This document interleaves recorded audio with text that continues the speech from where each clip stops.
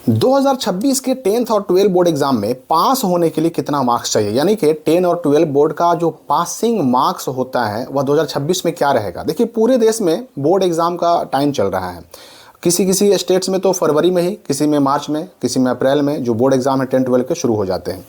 तो board exam चाहे 10th का हो चाहे 12 का हो, स्टूडेंट्स के मन में एक सवाल ये ज़रूर रहता है कि बोर्ड एग्जाम में पास होने के लिए कितना मार्क्स लाना पड़ेगा, यानी कि 10th का बोर्ड एग्जाम हो, 12 का बोर्ड एग्जाम हो, पासिंग मार्क्स कितना होता है। और अगर कोई स्टूडेंट किसी सब्जेक्ट में पास होने लायक पासिंग मार्क्स हासिल नहीं कर पाता तो ऐसे सिचुएशन में क्या होता है, क्या उस स्टूडेंट को जो एग्जामिनर हैं, टीचर हैं, क्या उसको फेल कर देते हैं, या फिर उसको बोनस मार्क्स मिलता है, ग्रेस मार्क्स मिलता है, या फिर क्या स्टूडेंट को सब्जेक्ट स्वैपिंग के जरिए उसको पास किया जाता है कि नहीं किया जाता है। आखिर क्या होता है ये सब्जेक्ट स्वैपिंग, और इसके जरिए बहुत सारे बच्चे पास भी हो जाते हैं, फेल बच्चे भी पास हो जाते हैं। तो सब्जेक्ट स्वैपिंग के बारे में भी हम लोग बात करेंगे इसी वीडियो में। तो सबसे पहले हम बात करते हैं कि ये बोर्ड एग्जाम में पास करने के लिए किसी स्टूडेंट को कितना नंबर लाना पड़ेगा, कितना मार्क्स लाना पड़ेगा, पासिंग मार्क्स के बारे में। तो देखिए, भारत के जो अधिकतर स्टेट हैं, अधिकतर राज्य हैं, उनके बोर्ड एग्जाम में, अब चाहे वो 10 का बोर्ड एग्जाम हो चाहे 12 का बोर्ड एग्जाम हो, जो पासिंग मार्क्स का परसेंटेज होता है ना, वो होता है 33%।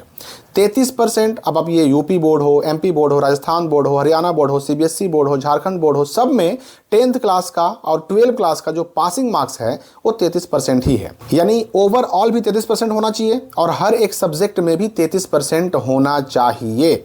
10th का बोर्ड एग्जाम है तो भी पासिंग मार्क्स 33% ही है, और अगर 12 का बोर्ड एग्जाम है तो भी पासिंग मार्क्स 33% ही है।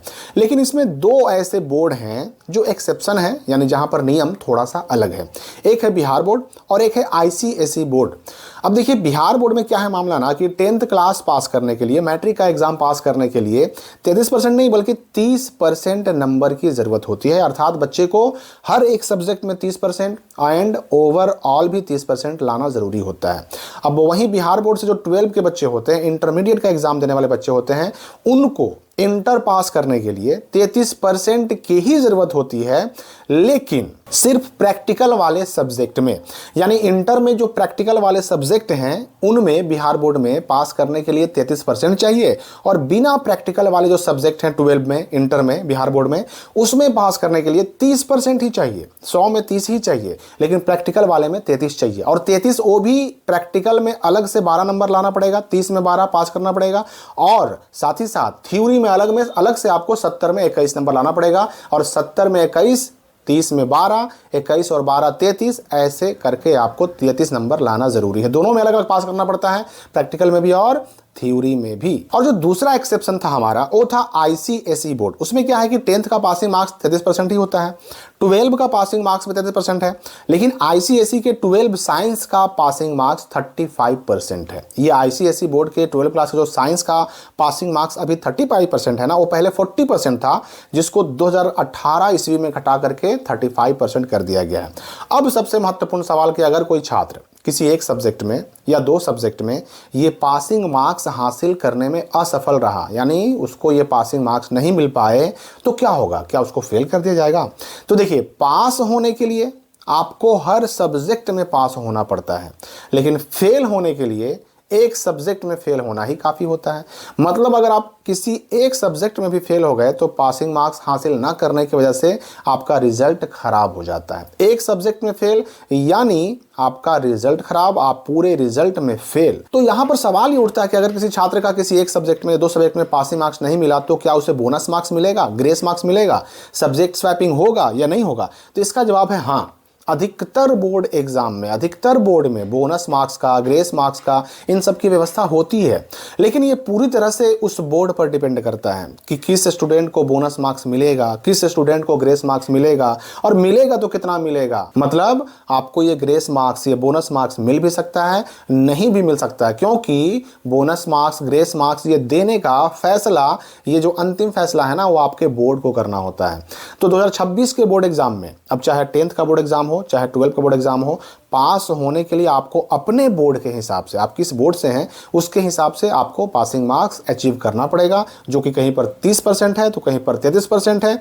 अब रही बात कि ये सब्जेक्ट स्वैपिंग क्या होता है, तो आपको बता दें कि जिन छात्रों ने अपने बोर्ड एग्जाम में कंपलसरी जो अनिवार्य विषय हैं, अनिवार्य सब्जेक्ट हैं, उसके अलावा एक्स्ट्रा या एडिशनल सब्जेक्ट भी उन्होंने लिया है, तो ऐसे बच्चों को फ़ायदा मिलता है सब्जेक्ट स्वैपिंग का। इसमें क्या होता है ना कि अगर कोई स्टूडेंट किसी एक कंपलसरी या मेन सब्जेक्ट में फेल हो रहा है और एक्स्ट्रा सब्जेक्ट या एडिशनल सब्जेक्ट जिसको हम लोग अतिरिक्त विषय भी कहते हैं, अगर उसमें वो पास है तो उस स्टूडेंट का मेन सब्जेक्ट जिसमें वो फेल हो रहा था वो एक्स्ट्रा सब्जेक्ट के साथ स्वैप कर दिया जाता है। मतलब यानी दोनों सब्जेक्ट का स्थान बदल दिया जाता है। एडिशनल की जगह पर मेन सब्जेक्ट जिसमें बच्चा फेल हो रहा था और मेन की जगह पर वो एडिशनल वाला सब्जेक्ट जिसमें बच्चा पास हो रहा था, दोनों एक दूसरे की जगह पर स्वैप हो जाते हैं, एक्सचेंज हो जाते हैं और इस प्रकार एक्स्ट्रा विषय का जो नंबर उसका अच्छा था उसकी वजह से बच्चे का रिजल्ट बच जाता है।